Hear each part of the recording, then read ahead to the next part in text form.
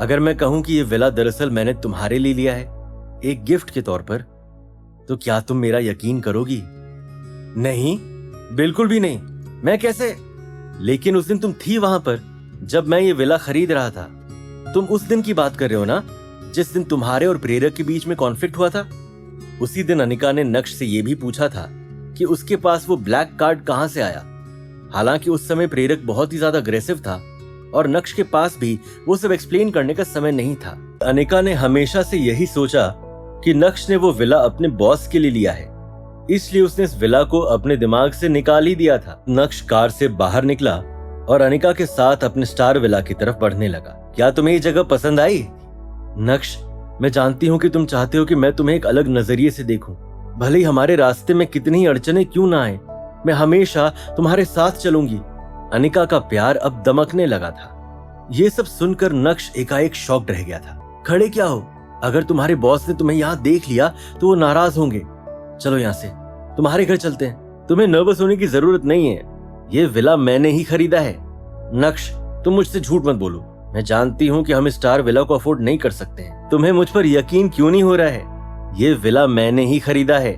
दरअसल मेरी कंपनी ने एक इंटरनेशनल कंपनी के साथ अरबों रुपयों की डील फाइनलाइज की और वो डील मेरे थ्रू ही क्रैक हुई। इसलिए मेरे बॉस ने मुझे कुछ करोड़ रुपए का इंसेंटिव दिया। उन्हीं पैसों से मैंने ये विला तुम्हारे लिए लिया है। Are you serious? तुम मुझसे झूठ तो नहीं बोल रहे हो ना? ऑफ कोर्स अनिका, हमारी शादी को लगभग 3 साल हो गए हैं। मैं तुमसे झूठ क्यों बोलूंगा? क्या ये विला सच में तुमने ही खरीदा है? ऑफ कोर्स, तुम यहाँ पर चैन से रह सकती हो।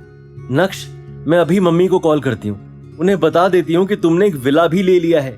जब उन्हें इस विला के बारे में पता चलेगा तो मम्मी और मामा जी दोनों तुम्हें एक अलग नजर से देखेंगे और उनके दिमाग से वो फालतू का भूत ही निकल जाएगा। ये बोलने के बाद अनिका ने नक्श को हग किया और उसके फेस पर एक किस दे डाली। उस एक किस ने नक्श को हिला के रख दिया था। उसे समझ नहीं आ रहा था कि कैसे रिएक्ट करे। हालांकि जैसे तैसे नक्श ने अपने आप को संभाला। मुझे लगता है कि तुम्हें थोड़ा इंतजार करना चाहिए। तुम अभी अभी उनसे लड़ झगड़ कर आई हो और अभी ही अगर तुम इस विला के बारे में उन्हें बता दोगी तो उन्हें लगेगा कि मैंने ये विला मेरे किसी दोस्त से बोरो किया है। तुम सही कह रहे हो, थोड़ा वेट करना चाहिए, क्योंकि मम्मी और मामा जी दोनों ही तुमसे नफरत करते हैं। पता नहीं वो इसे किस तरह लेंगे। इससे कोई फर्क नहीं पड़ता। अगर मैं इसी तरह मेहनत और लगन से काम करूंगा तो एक दिन आएगा जब मम्मी जी और मामा जी मुझे पसंद करेंगे। हाँ कार्तिक, क्या हाल है? बताओ, कैसे याद किया? नक्श, क्या आज रात तू फ्री है?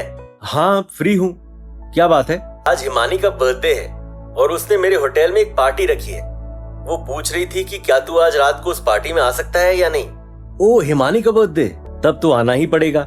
लेकिन सुन, मैं खुद आ जाऊंगा, तुझे किसी को भेजने की कोई जरूरत नहीं है। नक्श ने कॉल कट कर दिया। नक्श ने अनिका की ओर देखा। अनिका विला को अच्छे से निहार रही थी। इसी बीच नक्श ने अनिका के लिए लंच ऑर्डर कर दिया। अनिका और नक्श ने पहली बार एक साथ बैठकर खाना खाया। लंच करने के बाद अनिका टीवी देखते देखते ही सो गई। अनिका को देखते देखते नक्श को कब नींद आ गई उसे पता ही नहीं चला। शाम को 7 बजे जब नक्श की आंख खुली तो उसने देखा कि अनिका अभी भी सो रही है। पार्टी में जाने का समय हो गया था। रेडी होने के बाद जब नक्श बाहर आया तब तक अनिका उठ चुकी थी। नक्श, तुम कहीं बाहर जा रहे हो? हाँ, वो बॉस का आज कॉल आया था, उन्होंने जरूरी काम से मुझे बुलाया है। तुम मजे करो, डिनर ऑर्डर कर देना, मुझे आने में थोड़ा लेट हो जाएगा। ठीक है, तुम जाओ और अपना काम करो, मैं निकलता हूँ, तुम अपना ध्यान रखना। नक्श अपने स्टार विला से निकल गया। नक्श सबसे पहले सूरत शहर के सबसे बड़े मॉल हाइपर सिटी गया। उसने हिमानी के लिए कुछ लाखों रुपए का एक नेकलेस पसंद किया। नेकलेस खरीदने के बाद नक्श सीधा होटल प्राइम स्टार की तरफ बढ़ा। उसे रिसीव करने के लिए इरफान भाई पहले से ही वहां मौजूद थे। अरे गॉड फादर आ गए, मैं आपका ही इंतजार कर रहा था। कार्तिक सर ने आपके इंतजार की ड्यूटी लगा दी आज मेरी। अभी आपने मुझे क्या कहा? गॉड फादर, आपका दिल बहुत बड़ा है नक्श साहब। और मेरे गुरुजी, भले ही वो बहुत बड़े गुंडे थे लेकिन उनका दिल भी आपके जैसा ही था, इसलिए हुए ना आप मेरे गॉड फादर। हिमानी कहाँ पर है? हिमानी मैडम ऊपर तैयार हो रही हैं, आज उनका जन्मदिन है ना। सूरत शहर से बड़े बड़े लोग आज उनसे मिलने आने वाले हैं, प्रेपरेशंस तो बनती है। जब नक्श ने बैंक्वेट हॉल में कदम रखा तो अभी पार्टी शुरू नहीं हुई थी।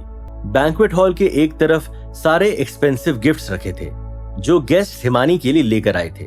क्या बात है इरफान भाई, आज तलवार या चाकू नहीं निकला? गुस्सा पूरी तरह से कंट्रोल हो गया है।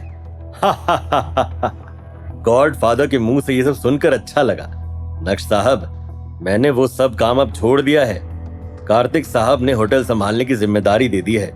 क्या इरफान सच में बदल गया था या फिर कर रहा था सही मौके का इंतजार? क्या इस पार्टी में होने वाली थी कोई बड़ी अनहोनी?